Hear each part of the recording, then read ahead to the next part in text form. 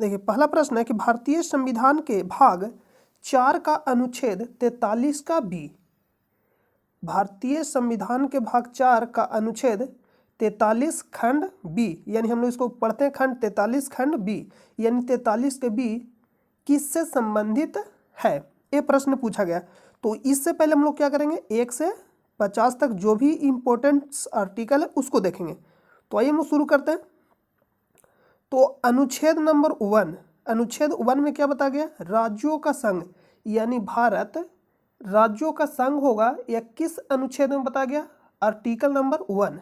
और वर्तमान में 28 राज्य प्लस 8 यूटी, यूटी का मतलब केंद्र शासित प्रदेश। तो भारत में वर्तमान में कितने राज्य हैं, 28 और 8 केंद्र शासित प्रदेश। तो आर्टिकल 1 में क्या बताया गया, राज्यों का संघ। अनुच्छेद 2 में बताया गया नए राज्यों का प्रवेश, यानी नए राज्यों का प्रवेश होगा अनुच्छेद 2 के तहत। अनुच्छेद 3 में बताया गया 2 और 3 में बहुत ही थोड़ा सा का डिफरेंट है, यानी थोड़ा सा का अंतर है। अनुच्छेद 3 में यह बताया गया नए राज्यों का निर्माण, यानी नए राज्यों का निर्माण करना है। तो जैसे में नामों सीमाओं में परिवर्तन, यानी नाम चेंज करना है या सीमाओं में परिवर्तन करना है, तो किस अनुच्छेद के तहत करेंगे, अनुच्छेद 3 के तहत। या नए राज्यों का निर्माण करना, यानी एक राज्य मान लीजिए क्या है पहले से, उससे अलग एक नए राज्य का निर्माण करना है, यानी अलग करके। तो नए राज्य का अलग करके निर्माण करना, तो किस अनुच्छेद के तहत करेंगे, अनुच्छेद 3। और नागरिकता अनुच्छेद 5 से लेकर 11 तक, नागरिकता अनुच्छेद 5 से 11 तक। और जो हम लोग ऊपर देखें वो किस भाग में, भाग 1 में है। भाग 1 में अनुच्छेद 1 से लेकर 4 तक, भाग 2 में अनुच्छेद 5 से लेकर 11 तक, जो क्या बताता है, नागरिकता। और भाग कितना में, 2, अनुच्छेद 5 से लेकर 11 तक नागरिकता। उसके बाद आता है मूल अधिकार, अनुच्छेद 12 से लेकर 35, मूल अधिकार अनुच्छेद 12 से लेकर 35। और भाग पूछेगा तो भाग 3। तो अब शुरू होता है इंपॉर्टेंस आर्टिकल, अनुच्छेद। अनुच्छेद 14 में क्या बताया गया, विधि के समक्ष समानता, विधि के समक्ष समानता, तो अनुच्छेद नंबर 14। अनुच्छेद 15 में बताया गया धर्म, मूलवंश, जाति के आधार पर विभेद पर निषेध, यानी भेदभाव आपको नहीं करना है, किसी भी जाति धर्म या मूल वंश के आधार पर आपको भेदभाव नहीं करना है। यह किस अनुच्छेद में बताया गया, अनुच्छेद नंबर 15। अनुच्छेद 16 में बताया गया अवसर की समानता। जो ये सब जो अनुच्छेद मोस्ट इंपॉर्टेंट अनुच्छेद है, यानी अति महत्वपूर्ण अनुच्छेद है, तो आप इसको नोट डाउन जरूर करें। और इसको आप जितना स्टार लगाना चाहते हैं लगा लीजिए, क्योंकि ये सब जो अनुच्छेद है एग्जाम में आपसे बार बार पूछा जाएगा। आप किसी भी एग्जाम दीजिए, बिहार एसआई का एग्जाम दीजिए, यूपीएसआई का एग्जाम दीजिए, रेलवे का एग्जाम दीजिए, एसएससी का एग्जाम दीजिए, यानी आप कोई भी एग्जाम दीजिए आपसे पूछा जाएगा। इस पे लिखा नहीं है कि आपको रेलवे में पूछा जाएगा, बिहार एसआई में पूछा जाएगा, बीपीएससी में पूछा जाएगा, ये कहीं भी पूछा जा सकता है। नेक्स्ट है अनुच्छेद नंबर 17, अस्पृश्यता का अंत। अस्पृश्यता कहने का मतलब छुआछूत का अंत, अनुच्छेद नंबर 17। अनुच्छेद 18 उपाधियों का अंत, यानी जो भी आपको उपाधि दिया जाता है, पुरस्कार दिया जाता है, किस अनुच्छेद के तहत, अनुच्छेद 18। अनुच्छेद 19 अभिव्यक्ति की स्वतंत्रता, यानी अभिव्यक्ति की स्वतंत्रता अनुच्छेद कितना में, अनुच्छेद 19, यानी आप कहीं भी आप सभा बुला सकते हैं, अनुच्छेद नंबर 19 के तहत। आप भाषण दे सकते हैं, अनुच्छेद नंबर 19 के तहत। ये मतलब अभिव्यक्ति की स्वतंत्रता के बारे में बताता है, अनुच्छेद नंबर 19। अनुच्छेद 21 में क्या बताया गया, प्राण एवं दैहिक स्वतंत्रता, प्राण एवं दैहिक स्वतंत्रता, अनुच्छेद नंबर 21। अनुच्छेद 21 के ए में बताया गया जहां भी अनुच्छेद 21 के ए में, यानी जो खंड जुड़ा रहेगा, इसका कहने का मतलब है संविधान में संशोधन करके जोड़ा गया है, यानी 21 के जो ए जोड़ा गया है, ये इसका कहने का मतलब इसमें संविधान में संशोधन करके इसको जोड़ा गया है। तो अनुच्छेद 21 के ए में क्या बताया गया, शिक्षा का अधिकार, यानी अगर आपसे पूछेगा शिक्षा का अधिकार किस संविधान संशोधन के तहत जोड़ा गया, यानी अनुच्छेद 21 के ए किस संविधान संशोधन के तहत जोड़ा गया, और इसमें क्या शामिल है, शिक्षा का अधिकार। संविधान कौन सा था संशोधन, 86वां संविधान संशोधन कब हुआ, 2002 में। और संविधान में संशोधन किया जाता है किस अनुच्छेद के तहत? अनुच्छेद 368 के तहत। और ये कहाँ से लिया गया? साउथ अफ्रीका से लिया गया। इसको नोट कर लीजिएगा। संविधान में जो हम लोग संशोधन करते हैं किस अनुच्छेद के तहत करते हैं? अनुच्छेद नंबर 368। इसको लिए कहाँ से? दक्षिण अफ्रीका से। यानी ऑप्शन नंबर ए कह रहे हैं साउथ अफ्रीका से इसको लिए हैं। और राइट टू इन्फॉर्मेशन है और राइट टू एजुकेशन। आपसे पूछेगा शिक्षा का अधिकार अधिनियम कब का था? 2009 का। शिक्षा का अधिकार अधिनियम 2009 का था। लागू कब से हुआ? 2010 से, जिसको बोलते हैं राइट टू एजुकेशन।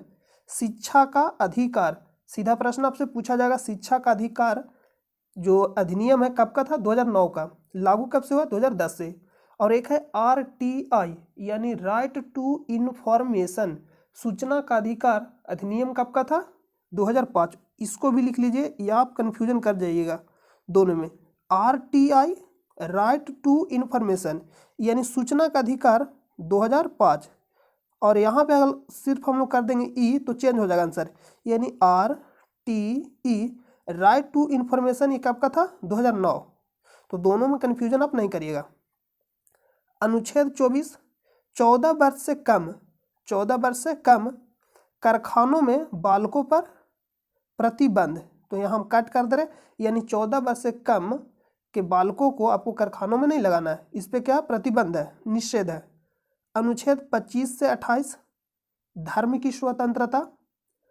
अनुच्छेद 29 अल्पसंख्यक वर्गों के हितों का संरक्षण। अल्पसंख्यक वर्गों के हितों का संरक्षण। और अनुच्छेद 30 में क्या बताया गया है? अल्पसंख्यक वर्ग से ही संबंधित है। अनुच्छेद 30 जो है किससे संबंधित है? अल्पसंख्यक वर्ग से ही संबंधित है। उसमें ये बताया गया कहीं भी शिक्षण संस्थान यानी आप खोल सकते हैं, शिक्षण संस्थान खोलने का अधिकार है अल्पसंख्यक वर्ग को। यह किस में बताया गया? अनुच्छेद नंबर 30 में। यानी 29 और 30 किससे संबंधित है? अल्पसंख्यक वर्ग से। नेक्स्ट है अनुच्छेद 32 सुप्रीम कोर्ट। देखिए यहाँ पे सुप्रीम कोर्ट क्या करेगा? 5 प्रकार का रीट जारी करेगा। सुप्रीम कोर्ट 5 प्रकार का रीट जारी करेगा। किस अनुच्छेद के तहत? अनुच्छेद 32। और हाई कोर्ट पूछेगा तो अनुच्छेद 226 के तहत। जब हम लोग 50 ऊपर करेंगे तो हम सारा कवर कर लेंगे अनुच्छेद, यानी 3 से 4 वीडियो में हम सारा अनुच्छेद को कवर कर लेंगे। आज हम लोग कहाँ तक करेंगे? 1 से लेकर 50 तक। तो अनुच्छेद 32 में बताया गया कि सुप्रीम कोर्ट 5 प्रकार का रीट जारी करेगा अनुच्छेद 32 के तहत। और हाई कोर्ट अनुच्छेद 226 के तहत 6 प्रकार का रीट जारी करेगा। और अनुच्छेद 32 को संविधान की आत्मा, अनुच्छेद 32 को भीमराव अंबेडकर किस अनुच्छेद को संविधान की आत्मा बोले कहते हैं? अनुच्छेद नंबर 32 संविधान की आत्मा भीमराव अंबेडकर। अनुच्छेद 40 ग्राम पंचायत। अनुच्छेद 40 ग्राम पंचायत। तो यहाँ पर आप लिखिएगा एक नोट करके, देखिए हम आपको आगे लिखा दे रहे, यहाँ पे आप लिख लीजिएगा DPSP। अनुच्छेद कहाँ से कहाँ तक है? 35 से लेकर 51 तक। DPSP राज्य के नीति निर्देशक सिद्धांत, राज्य के नीति निर्देशक सिद्धांत, जिसको हम लोग क्या बोलते हैं शॉर्ट में? DPSP। अनुच्छेद 35 से लेकर 51 तक। तो अनुच्छेद 40 में क्या बताया गया?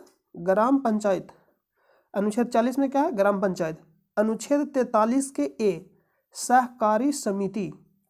अनुच्छेद 43 के ए में क्या बताया गया? सहकारी समिति। अनुच्छेद 44 सिविल संहिता।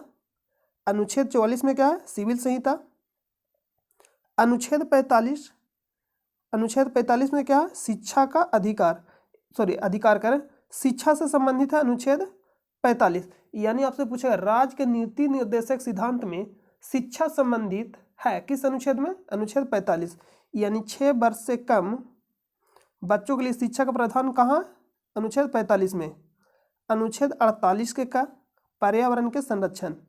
अनुच्छेद 48 का पर्यावरण के संरक्षण से संबंधित है। तो ये रहा आज का महत्वपूर्ण आर्टिकल। और यहाँ पे लिख लीजिएगा DPSP जिसको हम लोग शॉर्ट में क्या बोलते हैं यानी हिंदी में क्या बोलते हैं? राज्यों के नीति निर्देशक सिद्धांत। किस अनुच्छेद में है?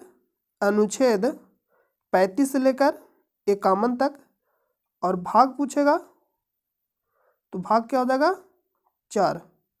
भाग पूछेगा तो भाग 4 में है राज्य के नीति निर्देशक सिद्धांत, अनुच्छेद 35 से लेकर 51 तक। राज्यों के नीति निर्देशक सिद्धांत लिख लीजिएगा। राज्यों के नीति निर्देशक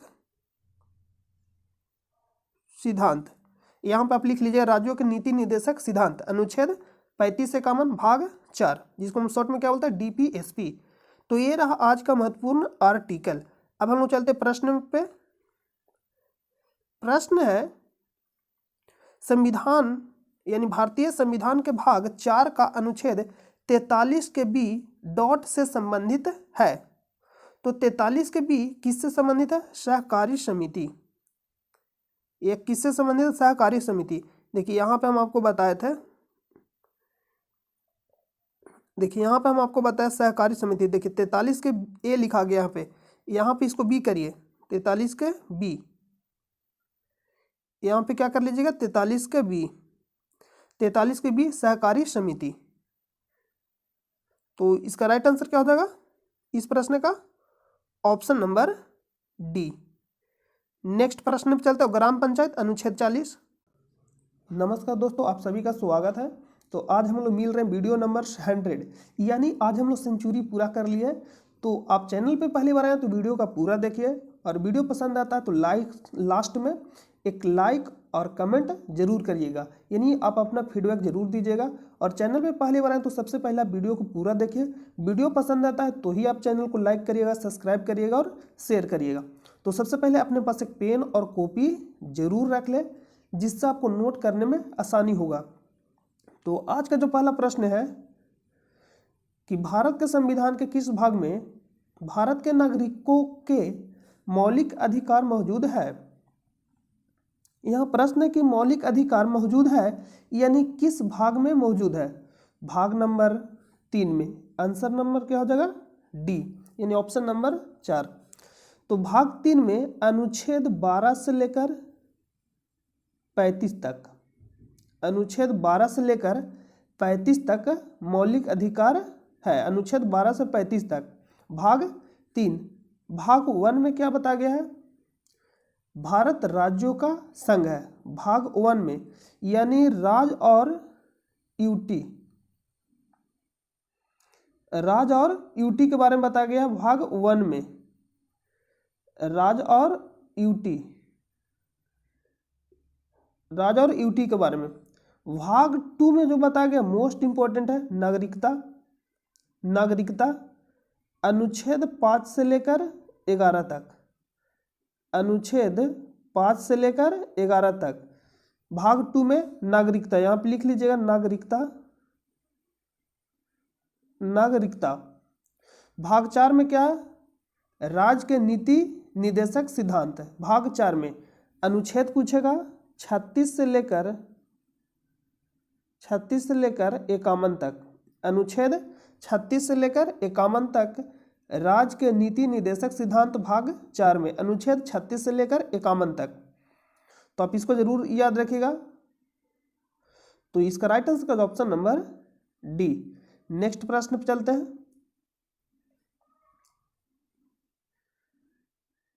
कुल्लेरू झील किस भारतीय राज्य में स्थित है? कुल्लेरू झील, तो झील जो मोस्ट इंपोर्टेंट है उसको आप जरूर याद रखिएगा। यहाँ पे शायद आपको क्लीन नहीं दिखाई दे रहा होगा, लिख रहा है भारत का ताजे जल की सबसे बड़ी झील कौन सा है? बुल्लर झील। ऑप्शन यहाँ जो दिया गया बुल्लर झील कहाँ स्थित है? जम्मू कश्मीर में।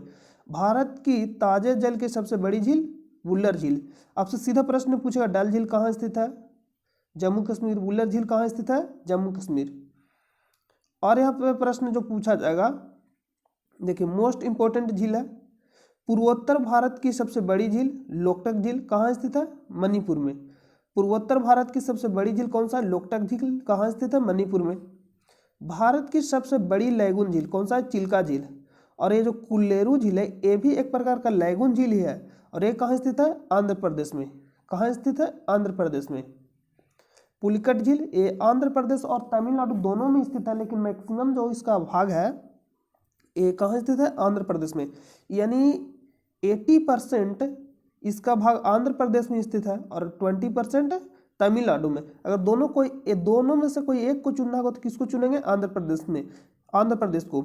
और दोनों में अगर ऑप्शन में दोनों दिया गया है और लिखा गया कि ए और बी दोनों, तो आंसर क्या हो जाएगा? दोनों।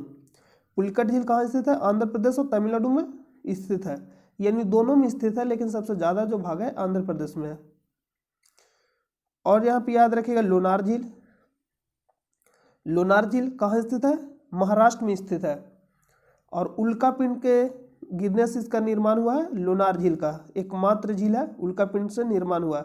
लोनार झील का कहाँ स्थित है? महाराष्ट्र में।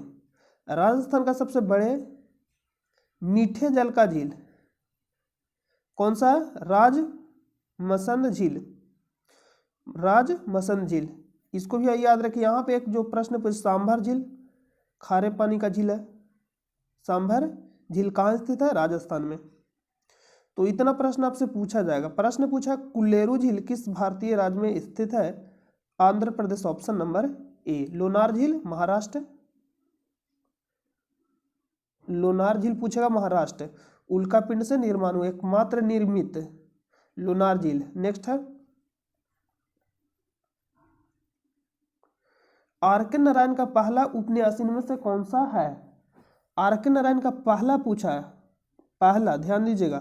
तो option number C Swami and friends. Option number C Malgudi days, ये भी आर के नारायण का ही है, ये कहानी है, लेकिन पहला उपन्यास पूछा तो ऑप्शन नंबर सी राइट हो जाएगा। नेक्स्ट है गद्दर पार्टी के साथ संस्थापक कौन थे? तो गद्दर पार्टी का स्थापना कब होता है? 1913 में। 1913 कहाँ होता है? सैन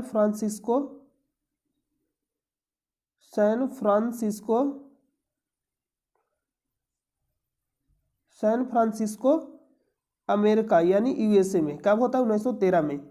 और करता कौन है इसका? जो स्थापना कौन करता है? सात संस्थापक पूछा गया तो Lala Hardayal, option number D. Option number D क्या हो जाएगा? राइट हो जाएगा। और इसका अगर अध्यक्ष पूछा जाएगा, अध्यक्ष सोहनलाल भाकना, सोहन सिंह भाकना से यहाँ पे है। एक बार आप मिला लिए, सोहन सिंह भाकना, आप याद रखिए, सोहन सिंह भाकना। तो इसका राइट आंसर क्या होगा? सात संस्थापक, ऑप्शन नंबर डी लाला हरदयाल। जब भी आप नाम को याद रखें ना तो पूरा याद आप नहीं रखें, हरदयाल यहाँ पे याद रखिएगा, आंसर आपको करना है तो हरदयाल हो जाएगा। अध्यक्ष पूछेगा सोहन भाकना या सोहन सिंह भाकना, यहाँ पे सोहन सिंह भाकना। नेक्स्ट प्रश्न पे चलते हैं।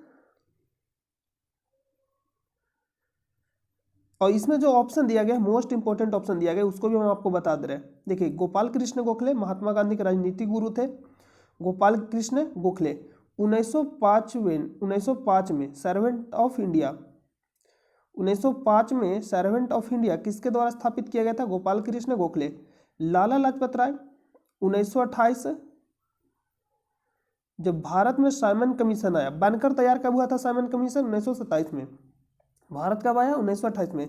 इसी में इनका मृत्यु हो जाता है, लाला लाजपत राय का। दादा भाई नौरोजी, वायोवृद्ध पुरुष कौन है? दादा भाई नौरोजी। धन निष्कासन का सिद्धांत कौन दिए थे? दादा भाई नौरोजी। नेक्स्ट प्रश्न पे चलते हैं। फेसबुक के संस्थापक कौन है? Mark Zuckerberg. और फेसबुक का नाम चेंज हो गया, नाम क्या हो गया? मेटा। तो इसको भी आप याद रखिएगा। इसके संस्थापक कौन है? Mark Zuckerberg. इसका स्थापना कब हुआ था? 2004 में। Bill Gates Microsoft. Tim Berners-Lee Google. Next है भारतीय राष्ट्रीय कांग्रेस का पहला अधिवेशन कब आयोजित किया गया था? 1885 में इसका स्थापना होता है। किसका? भारतीय राष्ट्रीय कांग्रेस का। कौन करता है? ए.ओ. ह्यूम के द्वारा 1885 में भारतीय राष्ट्रीय कांग्रेस का स्थापना होता है। एओ ह्यूम के द्वारा, एओ ह्यूम के द्वारा इसका स्थापना होता है 1885 में। और इसका जो पहला अधिवेशन दिसंबर 1885 में, और पहले अधिवेशन की अध्यक्षता कौन करते हैं? वायुमेश चंद्र बनर्जी, वायुमेश चंद्र बनर्जी, नोट करिएगा, वायुमेश चंद्र बनर्जी, वायुमेश चंद्र बनर्जी,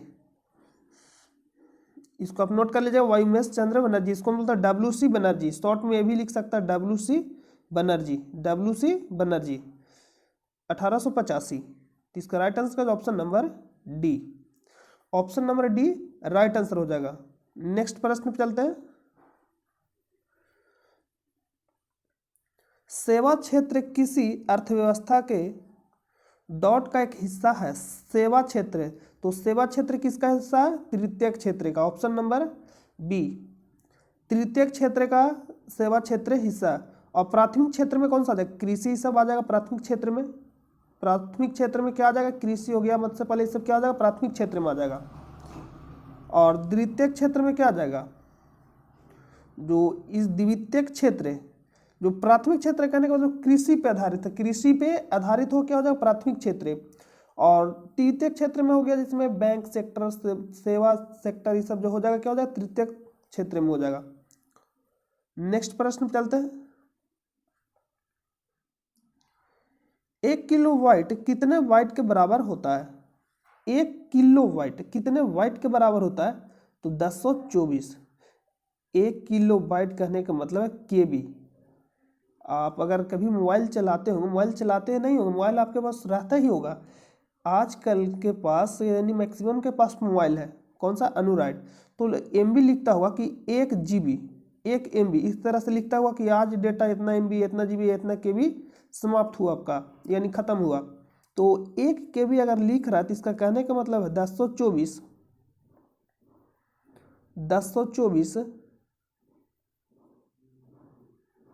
1024 वाइट, बाइट आपका खत्म हुआ है। 1 KB यानी 1024 बाइट बराबर क्या होता है? 1 KB, 1 KB।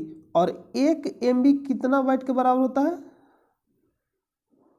1024 KB यानी किलो बाइट के बराबर। और 1 GB 1024 MB के बराबर होता है। यानी जब भी पूछेगा ना तो 1024 आपको आंसर लगा देना है, चाहे 1 किलो बाइट पूछे, 1 MB पूछे, 1 GB, ध्यान देना है। अगर प्रश्न पूछेगा 1 MB बराबर कितना KB होता है? 1024। 1 GB बराबर कितना MB होता है? 1024। तो इसका राइट आंसर क्या होगा? Option number D. एक प्रश्न पूछेगा बाइट और एक पूछेगा बीट। तो बाइट इसमें देखिएगा कि बड़ा है तो कितना हो जाएगा? इसमें प्रश्न क्या पूछेगा? प्रश्न ये आपसे पूछेगा कि कितना बाइट बराबर या कितना बीट बराबर 1 बाइट होता है। तो 8 बीट बराबर 1 बाइट। देखिए ये छोटा है तो छोटा के साथ आपको गुना करना है, छोटा के साथ गुना करना। जैसे मान लीजिए 2 है और 4 है तो हमको बराबर करना, तो 2 के साथ गुना करेंगे। उसी तरह से बीट छोटा है तो बीट में गुना करिएगा, यानी 8 बीट बराबर 1 बाइट। क्या हो जाएगा? 8 बीट बराबर 1 बाइट। तो इसको आप याद रखिएगा।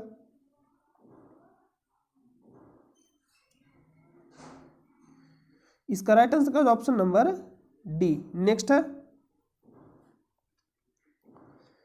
निम्नलिखित में से कौन सी एक उपधातु है? उपधातु के बारे में पूछ रहा है। सीसा, ब्रोमीन, सोना, सिलिकॉन। सिलिकॉन क्या है? उपधातु है। सिलिकॉन हो गया, जर्मेनियम हो गया, ये सब क्या है? उपधातु है। तो इसका राइट आंसर का ऑप्शन नंबर डी। यहाँ पे पीरियोडिक टेबल नहीं लगा है, तो आप अगर देखना चाहते हैं कंप्लीट तो आप जाकर इलेक्ट्रॉनिक विन्यास देख लीजिएगा, या धातु और अधातु आपको कंप्लीट पढ़ा दिया जाएगा, वहाँ भी आप जाकर देख सकते हैं। तो इसका राइट आंसर क्या हो जाएगा? CAD, option number D, silicon. Bromine, bromine, bromine क्या है? एकमात्र अधातु जो द्रव अवस्था में पाया जाता है। एकमात्र अधातु, एकमात्र अधातु जो द्रव अवस्था में पाया जाता है, ब्रोमीन। नेक्स्ट है, विशिष्ट द्वैत दर्शन के संस्थापक कौन थे? Ramanujacharya, option number D. विशिष्ट द्वैतवाद के दर्शन के संस्थापक कौन थे? Ramanujacharya, option number D. Option number D क्या हो जाएगा? राइट हो जाएगा। निम्नलिखित में से किसे प्राणी जगत के अंतर्गत वर्गीकृत किया जाता है? प्राणी जगत के अंतर्गत, मेटाजोआ को प्राणी जगत के अंतर्गत इसको वर्गीकृत किया जाता है। तो इसका राइट आंसर क्या है? Option number B. निम्नलिखित में से कौन सा एक अजैविक घटक नहीं है? अजैविक घटक नहीं है, इसका कहने का मतलब कौन सा घटक है? जैविक घटक। यानी अगर आप किसी को ये कह रहे हैं कि आप खराब नहीं है, इसका मतलब क्या हुआ? आप अच्छा है। तो वही प्रश्न में कह रहा है कि अजैविक घटक नहीं है, इसका कहने का मतलब जैविक घटक।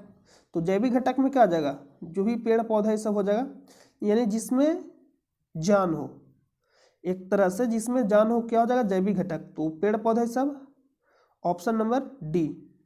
ऑप्शन नंबर डी राइट हो जाएगा। सौर प्रभामंडल का प्रक्षेपण और अध्ययन करने हेतु भारत के वैज्ञानिक मिशन को क्या कहा जाता है? कौन सा मिशन था? Aditya 11। Aditya 11, option number A. सौर प्रभामंडल का प्रक्षेपण और अध्ययन करने के लिए कौन सा मिशन था? Aditya 11, option number A. Chandrayaan 1 और 2। चंद्रयान अगर 1 के बारे में पूछता तो इसका जो प्रक्षेपण हुआ था 22 अक्टूबर 2008 को, और 2 के बारे में पूछेगा तो 22 जुलाई 2019 को। 22 जुलाई 2019 को इसका प्रक्षेपण PSLV C11 के द्वारा किया गया था, और इसका प्रक्षेपण GSLV MK3 M1 के द्वारा किया गया था। नेक्स्ट है आनंद वांछनीय है, इस दावे के लिए निम्नलिखित में से कौन सी धारणा है? ये तो रीजनिंग का प्रश्न है। तो अगला प्रश्न पे चलते हैं। किसी चट्टान में नत बलन यानी डाउन फोल्ड को क्या कहा जाता है? अभिनति। अभिनति एक अपनति होता है, तो इसको हम लोग डाउन जो फोल्ड होता है उसको क्या बोलते? देखिए यहाँ पे किसी चट्टान, जैसे में चट्टान है, तो जो चट्टान है एक मान लीजिए इधर से आया, जो इधर चला गया, और इधर से जाए जो क्या हो गया? इधर चला गया, तो ये डाउन हो गया। तो इसी को क्या बोलते हैं? अब अभिनति।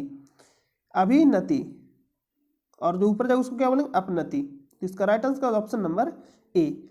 यहीं से सबसे ज्यादा ज्वालामुखी, मतलब यहीं से, मतलब ज्यादा चांस रहता है कि यहीं से ज्वालामुखी निकल सकता है। क्यों? क्योंकि यहाँ पे जिस समय कहीं भी किसी चीज कहाँ से निकले, जहाँ मतलब उसको सबसे ज्यादा कमजोर मिलेगा। कोई भी व्यक्ति किसको सताता है? जो कमजोर रहता है। तो ज्वालामुखी कहाँ से विस्फोट होगा? जहाँ कमजोर रहेगा पृथ्वी। तो इसको नोट कर लीजिएगा, ऑप्शन नंबर ए राइट हो जाएगा। नेक्स्ट है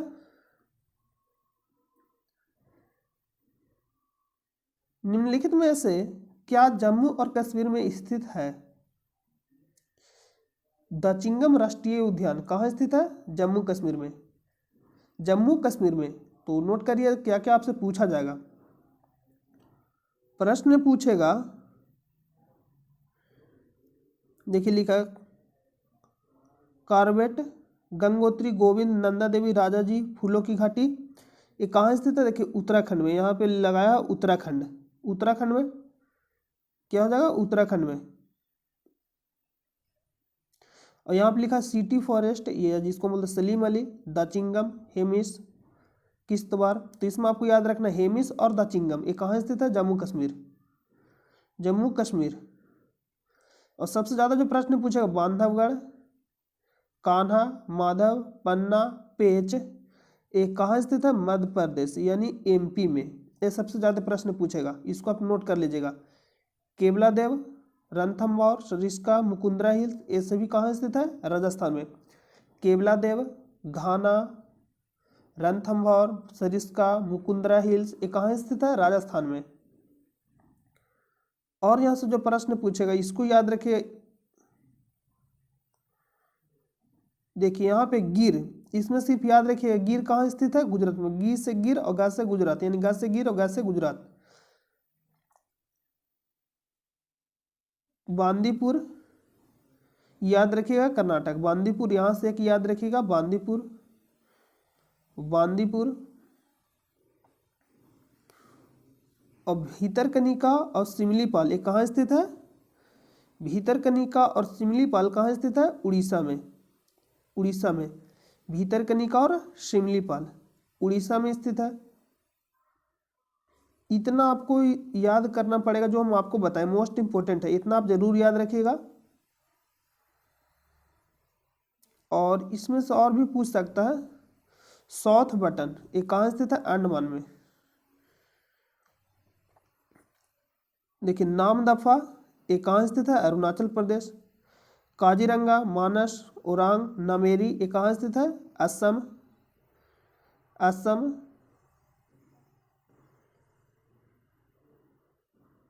कंचनजंगा आपको मालूम ही होगा कहाँ स्थित है?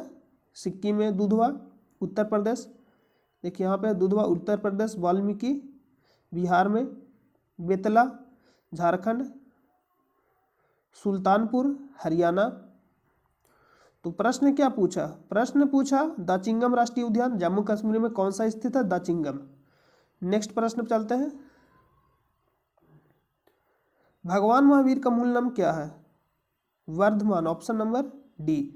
सिद्धार्थ, तो सिद्धार्थ के बारे में आपको बताना है कमेंट बॉक्स में कि सिद्धार्थ किनका मूल नाम था। नेक्स्ट है, निम्नलिखित में से कौन सी भारत की उपग्रह आधारित संवर्धन प्रणाली है? Gaganyaan. Gaganyaan, option number B. तो ये सब जो प्रश्न है करेंट का प्रश्न है, तो करेंट का प्रश्न आपको याद करना पड़ेगा। और करेंट का प्रश्न हम इसलिए ज़्यादा फोकस नहीं करते क्योंकि ये जो वीडियो रहेगा यूट्यूब पे हमेशा के लिए अपलोड रहेगा। तो हो सकता है कि भाई इसमें अगर कभी प्रॉब्लम हो सकता, करेंट जैसे हम आपको बता दिए तो इसका तो आंसर गगनयान हो जाएगा। इसका आंसर गगनयान हो जाएगा, लेकिन आने वाले समय में आंसर चेंज हो सकता है, तो इसलिए हम आपको करेंट पे ज़्यादा फोकस नहीं करते हैं। नेक्स्ट है, 2022 में राष्ट्रमंडल खेल कहाँ आयोजित होंगे? Birmingham. Birmingham, option number A. Option number A क्या हो जाएगा? राइट हो जाएगा।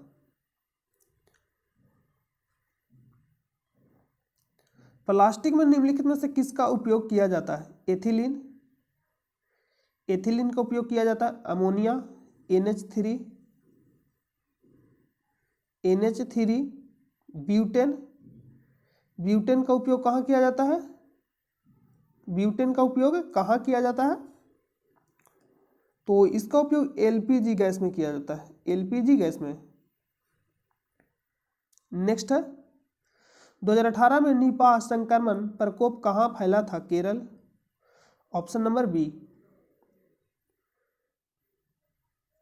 निम्नलिखित में से दक्षिण अफ्रीका की प्रशासनिक राजधानी कौन सी है? प्रशासनिक राजधानी कौन सी है? प्रीटोरिया। ऑप्शन नंबर सी इसका क्या हो जाएगा? राइट आंसर हो जाएगा, प्रीटोरिया। ऑप्शन नंबर सी राइट हो जाएगा।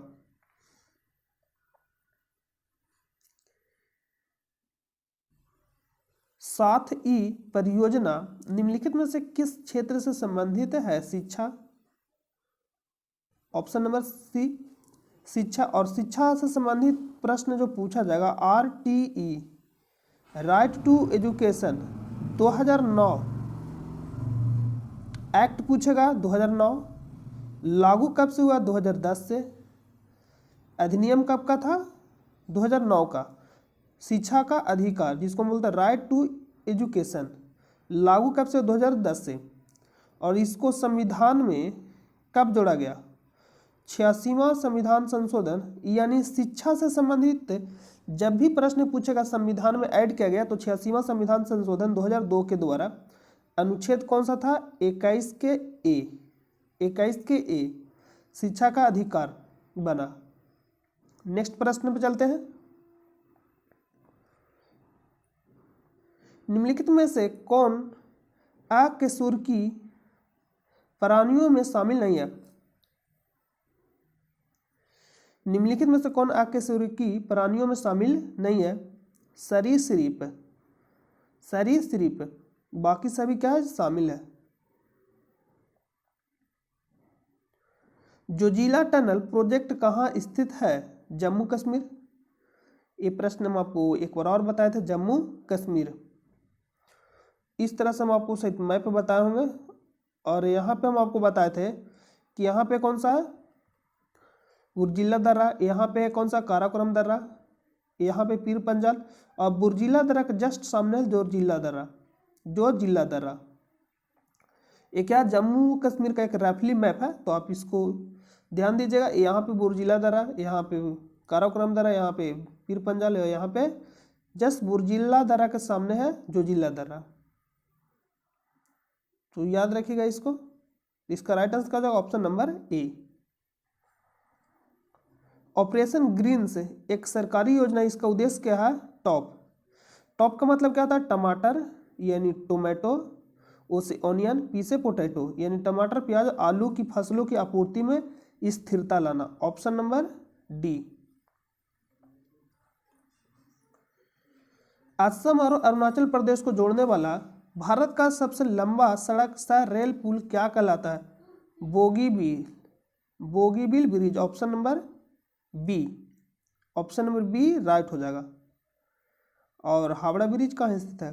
पश्चिम बंगाल में यानी कोलकाता। नेक्स्ट प्रश्न पे चलते हैं। तो नेक्स्ट प्रश्न समाप्त हो गया। तो उम्मीद करते हैं यह वीडियो आपको पसंद आएगा।